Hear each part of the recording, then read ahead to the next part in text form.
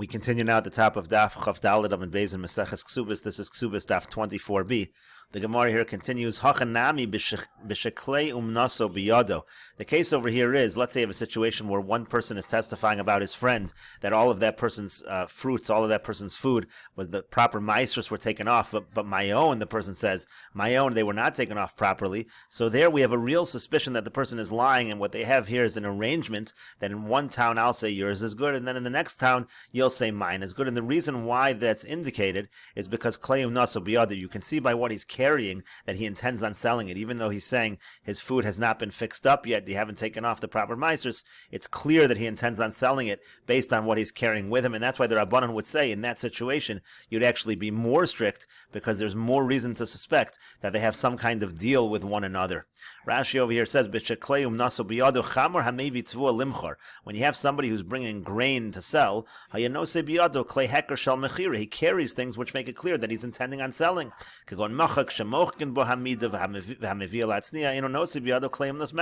Again, you're bringing the various things that you use for the measurements, etc. But if you're just carrying something not to sell, you don't bring those things. Over here, the same guy who's saying that his stuff is no good and his friend's is good, he's carrying stuff that makes it clear he plans on selling it. So we know for sure he's bringing it to sell it. Obviously, this is a case of gomel. They're just doing each other favors, and that's particularly why in this case we won't believe them. He testified about him in the previous city, and now the other one testifies in this city, etc. And the Gemara continues, now where was this statement of Rabbi Chama bar Ukva about the fact that the person is carrying his wares? Where was it originally said? We're applying it over here in our case, but where was it originally said? It was said on the following Mishnah. The Mishnah says, let's say you have a case of a person, he has some pots with him, but he leaves his pots somewhere and he goes down to drink. So the halach is he left them unattended. So hapnimios tahoros, the ones that are on the inside, they're going to be pure, because the idea is that they were not touched by people that are impure. But the ones that are on the outside that are easily accessible, tameos, those are going to be tameos, they will be impure. And so the Gemara says, V'atanya, now we have a brisa that says different. It says elu ve'elu tameos. It says all of the pots are considered tamei. So we have to resolve the contradiction between the Mishnah and the brisa, and it was on this contradiction that Rabbi Chama bar Ukva made his statement. Amar Rabbi Chama bar Ukva b'shekleum naso biyado. Rabbi Chama bar Ukva says the case is when he has his kleum naso, when it's clear that he's selling it, he's carrying things that make it clear that he intends on selling these items. So then we have to say that they're tamei mimnei sheyara kol, because when people see that he's selling them, so the buyers, the potential buyers, they're going to touch all of them, and therefore we assume that they may be tamei, and that's why we have to say that all of the kalim are tamei. And the Gemara continues, V'atanya, but we learned in a different brisa, elu ve'elu tahoros, that all of the pots are actually pure. So how do we explain that brisa? So Amar Rabbi Chama bar Ukva says in terms of that, b'she'ein kleim naso biyado, that's talking when he doesn't bring any wares that make it clear that he plans on selling it. So therefore, again, if he's not selling it, no one's going to touch it. And so the Gemara says, well, if that's the case, but now let's go back to the Mishnah. The Mishnah makes a distinction between the inner ones and the outer ones. How do we explain that? But what about that which we learned in the Mishnah? Again, the Mishnah above, hapnimios tahoros, v'achitzonos tameos. It says the inner ones are pure and the outer ones are impure. So how do we find that case? And the Gemara explains, in that case, we're talking about where they are near Rishas Harabim. There we're concerned, again, the people from Rishas Harabim, they're going to brush up against it. So there it's only a concern with the outer ones. It's not a concern with the inner ones. As Rashi over here explains, so you say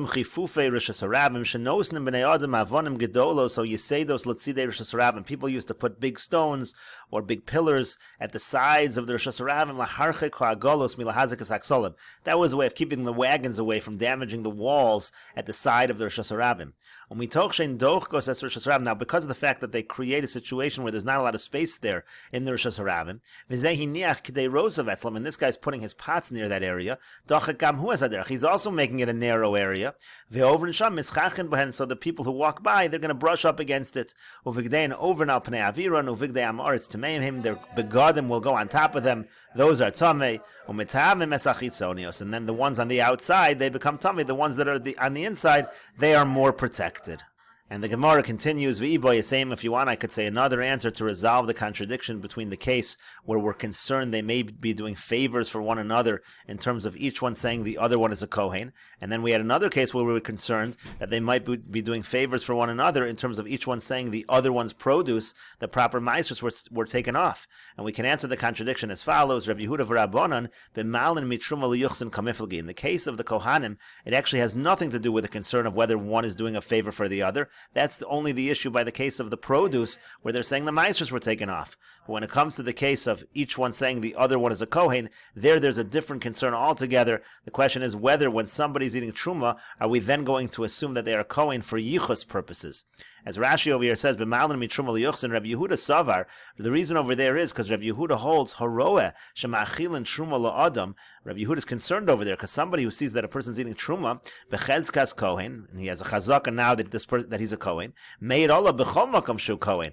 People are going to think for all halachas this person is a kohen. U'malin oso liyuchsin, and they're going to consider him a kohen as far as yichus as well. Hilkachem tachi leu truma. Therefore, if you're going to give him truma, harei atamevio l'hasio isho, it's going to come to be that he's now going to marry a woman on the presumption that he's a Kohen. But time alav misham gomlinhu, and Rabbi Yehuda is not strict over there because he's concerned that one is doing a favor for the other, that it's some kind of conspiracy. It has to do just with this issue of malin mitrum liyuchsin, and that's why there's no real contradiction within Rabbi Yehuda. V'Rabbanan savrin, the Rabbanan hold ein malin mitrum liyuchsin. There's no problem because we're not going to, just because we see someone in truma, that doesn't mean we'll raise them to the status of a Kohen in terms of yichus. And the Gemara continues, they had the following question, what's the halacha in terms of if we see in a shtar that it says somebody's a Kohen, can we then assume that he's a Kohen for yichus purposes as well? And the Gemara clarifies, hey chidami, what exactly is the case over here? If you're going to say the case is that on the shtar there's a witness that is signed who says, I, so-and-so the Kohen, am signing as a witness, so man kamasidi love. So who's the one testifying about him? He's writing it about himself. There's no edus in this shtar that he's a Kohen. He just signs his name as a Kohen. And so the Gemara says, lo no tzricha, the case is needed, or the question is needed in the following case. T'chsiv bei, what it says in the shtar is as follows. Ani ploni Kohen lavisi monet mi ploni. I, so-and-so the Kohen, have borrowed money from so-and-so. The chasim usahadi, and witnesses are signed on that shtar. So are the witnesses signing that the guy's a Kohen, or they're just signing on the loan? What's the assumption over here? Amona shebishtar kamisadi, are we assuming they're signing on the loan itself? Odil makula milsa kamisadi, or maybe they're signing on every single detail in this shtar, and they're essentially testifying this guy's a Kohen. And so the Gemara says it's a machlokas amoroim, Rav Huna v'Rav Chisda, chad amar malin v'chad amar ein malin. It's a machlokas between Rav Huna and Rav Chisda. One says you are allowed to raise the person to the status of a Kohen in terms of yichus based on the shtar, and the other one says you cannot. And the Gemara continues along the same lines. They had the following question: Mahu lahalos minasias kapayim liyuchsin. What about the halacha? Let's say somebody we see that they are duchening and they're doing the nasias kapayim. Is that enough evidence in terms of yichus to make them a Kohen? And the Gemara clarifies, this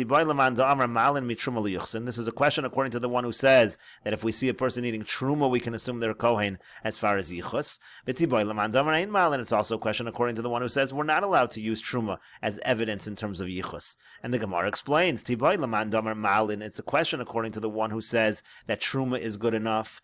Maybe that's only true by truma, because that's already a punishment of death if you're eating truma and you're not a Kohen. But when it comes to Nesias Kapayim, the Isra Aseh, it's only an Isra Aseh. If a person who's not a Kohen does Nesias Kapayim, that's not a major violation. It's a violation of a positive commandment. So no, I would say that you can't say, based on that alone, that the person is a Kohen in terms of Yichus. Odilmar maybe, Loshna, maybe it doesn't make a difference. Truma and Nesias Kapayim is the same thing. And the Gemara continues, and it's also a question according to the one who says, you're not allowed to raise someone from Truma to Yuchsin.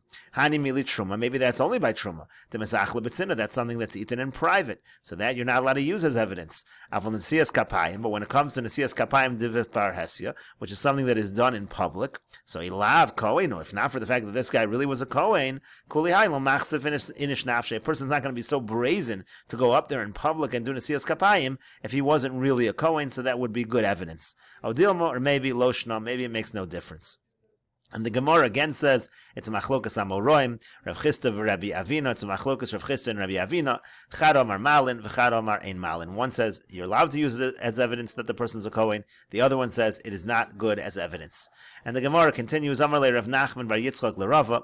Rav Nachman bar Yitzchak says to Rava, Ma'u lahalos min nesiyas kapayim liyuchsin. What is the halach of the question we just asked? Can you use nesiyas kapayim as evidence in terms of yichus that a person is a Kohen?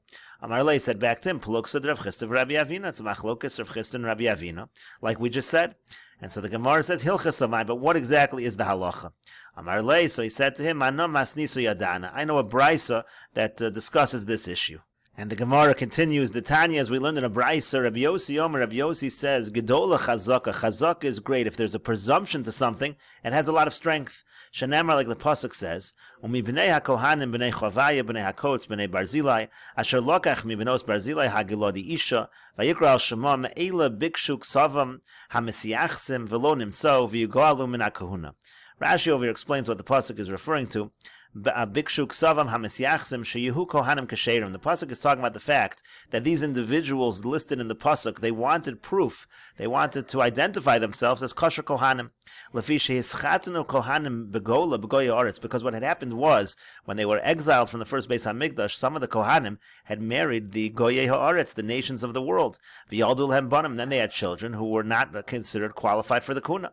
Kedechsib b'Sefer Ezra, like it says in Sefer Ezra, v'hem chalolim. Again, those children were chalolim. That's why those who were born in exile, they were required lehesiaches. They had to prove their yichus. When they were going up from the exile in order to serve in the second Beis Hamikdash. Again, they were going to be disqualified, so they needed to prove themselves, so to speak, to show that they were actually kohanim. That's what the pasuk means over here. Bikshu ksavam hamesiachsim v'lo nimtzu v'yigalu min hakuna. Vayomer hatarshasa lahem asher lo yochlu mikodesh hakadoshim aramod kohen leurim v'tumim. Rashi over here says, again, Aramod Kohen Leurim, what the response was Ka'adam Shomer L'Chaveiro. The response was, it's like someone who says to his friend, Ad Sheyavo Mashiach, we're only going to really be able to identify you when Mashiach comes. The Urim V'Tumim lo have a Mikdash Sheni. There was no Urim V'Tumim in the Mikdash Sheni. Shenechzeru Chamisha Devarim Kedamrina B'Seder Yuma. The Mikdash Sheni was missing 5 things that are enumerated in Mesechet Yuma. Mikodesh HaKadoshim Dafka Mikodesh HaMikdash Paslinu. And the point was that these particular individuals who had not established their yichus, they couldn't have Kodesh HaMikdash. They couldn't eat from the meat of the karbanos of the Beis HaMikdash. Aval Truma, but when it came to Truma, Shahayu Regilin Babagola, which they did eat in the exile, Lo Asar Alayu Mishum Dehuchsukuba, that wasn't asr to them because they already had a chazaka. That's the point over here of the Braisa, that Gedola chazaka. The chazaka was great. That which they had in their chazaka, they were allowed to continue. And the Gemara explains the pasuk. Amar Lahem, he said to them as follows: Hareatem bechezkaschem. You can remain in whatever chazaka you have. What did you eat when you were in exile?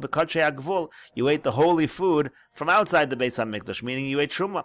Afkan b'kodshei hagvul. So too over here, you can continue to have kodshei hagvul. Rashi says kodshei hagvul truma. That refers to truma. Sheino heges begvul and chutz lemikdash v'Yerushalayim. That's something that you have outside of the Beis HaMikdash in Yerushalayim. When it comes to karbanos, there's restrictions within Yerushalayim and the Beis HaMikdash. Afkan b'kodshei hagvul. So too over here, you're only going to have kodshei hagvul. Now, from the fact that Rabbi Yossi said chazaka is great, so shmami non nesiyas kapayim nami lo asar alayu. You see, not only could they have truma, but they were allowed to continue doing the nesiyas kapayim. Shari hochsuku ba begvul, and that was also something that they did outside of the area of Yerushalayim and the Beis Hamikdash. That's bechezkaschem.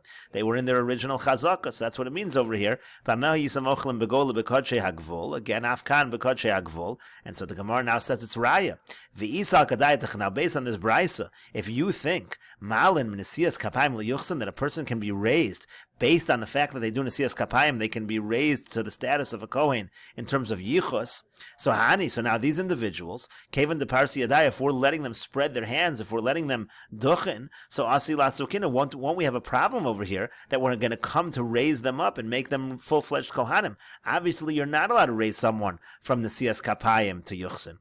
And so the Gemara answers, no, Shani Hach, it's different over here. The Reach is Kayo, because actually the chazaka that they have is clearly there's something wrong with it, and therefore no one's going to make that mistake. In a standard case, you can go from the Siyas Kapayim to Yuchsin, but over here, there was something wrong with the chazaka, as we will see in Rashi.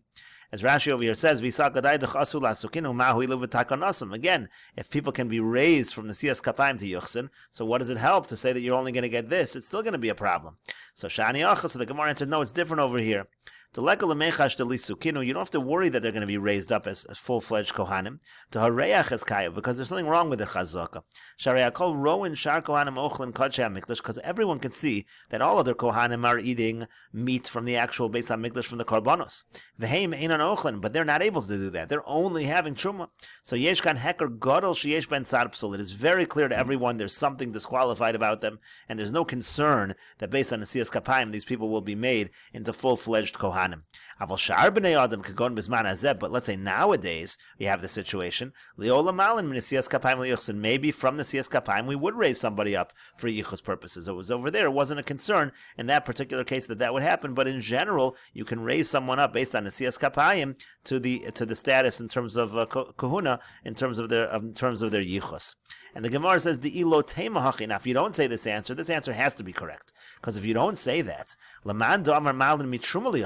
are we going to do according to the one who says that you're allowed to raise a Kohen up based on evidence that he eats Truma and say that he's a Kohen in terms of Yuchsin? We're already saying over here that they're allowed to eat Truma. Don't we have a concern that they're going to come to raise them up? Obviously, the reason that's not a concern is because there's something wrong clearly with the Chazaka, and we don't have such a concern in this particular case. As Rashi says, if you're not going to say this, that we're relying on the fact that it's clear that there's something disqualified here, so Nami Tikshila Mandamar Malam Mitrumal. We can have the same question on the Mandamar who says Malam Mitrumal. And we'll continue with this discussion in the next video on Daf Chaf Hey Amud Aleph.